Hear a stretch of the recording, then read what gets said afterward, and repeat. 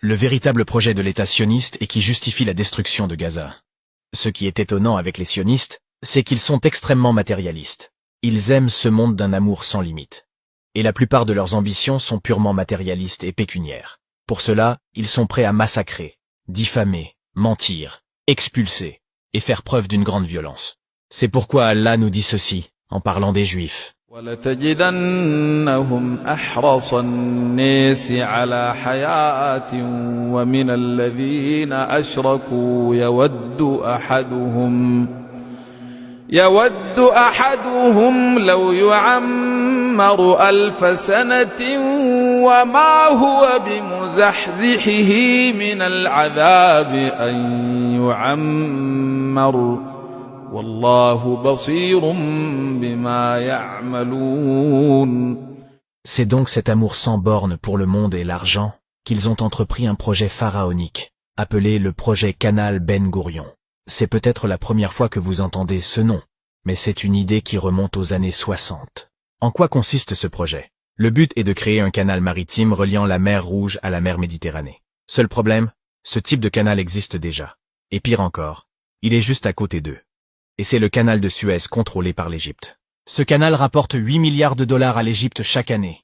Et en juin 2023, ils ont établi un record de 9 milliards de dollars. Le canal de Suez est l'un des plus importants du monde. 12% du commerce mondial transite par ce canal. Si le canal venait à être fermé, cela perturberait l'économie mondiale, entraînant des retards, une augmentation des prix, des pénuries de gaz, de pétrole, etc.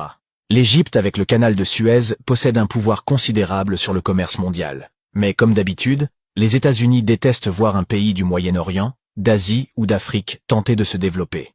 Il va donc tout faire pour détruire leur hégémonie. Au vu de l'importance du canal de Suez, ils ne peuvent pas l'attaquer ni le perturber aussi facilement. Ils ont donc trouvé la solution, financer l'État sioniste pour créer un canal concurrent à celui de Suez. Le canal sera plus large, plus court, plus profond et plus sophistiqué. Son existence tuera en toute logique celui de Suez, en même temps que l'économie égyptienne. Il prévoit un bénéfice annuel de 6 milliards de dollars, et qui ne va faire qu'augmenter. La seule chose qui empêche ce projet de se réaliser, c'est les Palestiniens.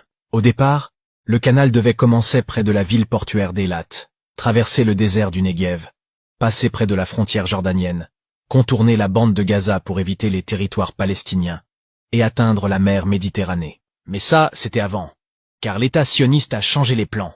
Maintenant, il a décidé de ne pas faire de détour, et compte traverser les territoires palestiniens. D'où l'importance de chasser les habitants de Gaza et détruire le territoire, afin de faire passer le canal dans cette zone.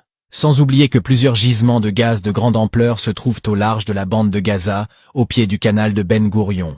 Un document déclassifié de 1963 a révélé que les États-Unis comptaient créer un canal traversant l'État sioniste grâce à 520 bombes nucléaires. De la pure folie. Cela explique peut-être pourquoi l'Égypte ne veut pas accueillir les Palestiniens, car cela permettrait à l'État sioniste d'utiliser Gaza pour finaliser son canal, ainsi détruire celui de Suez. Beaucoup de pays qui ne se dévoilent pas, notamment des pays arabes, soutiennent ce projet et le financent en secret.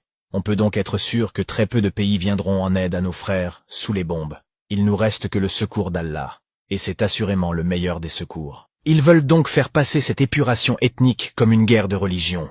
Ils excitent leurs fanatiques sionistes, et les utilisent en leur promettant une terre promise, alors qu'ils n'ont que faire de cette terre si ce n'est la richesse qu'elle peut dégager. Je ne sais pas pour vous, mais cela me fait bien rire. Au final, les gagnants sont les martyrs.